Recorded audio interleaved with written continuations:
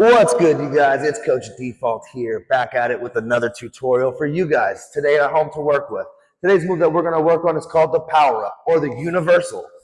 Okay, I'm going to show you what it looks like and then we're going to break it down very fast.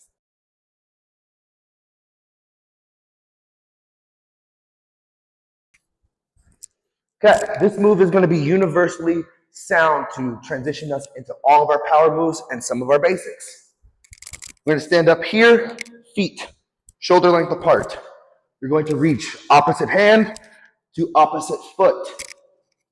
Other way, opposite hand to opposite foot.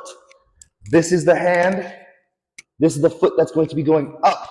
Behind you, you're going to hop off of this foot.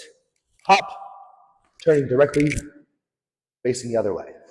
Once you do it again, hand to foot goes up, and you're going to go all the way behind you. Please make sure you are using the opposite hand to the opposite foot. Incorrect patterns will be this foot. Do not do that one. Opposite hand, foot, up, and hop. Make sure you're facing 180 degrees every single time. The power up.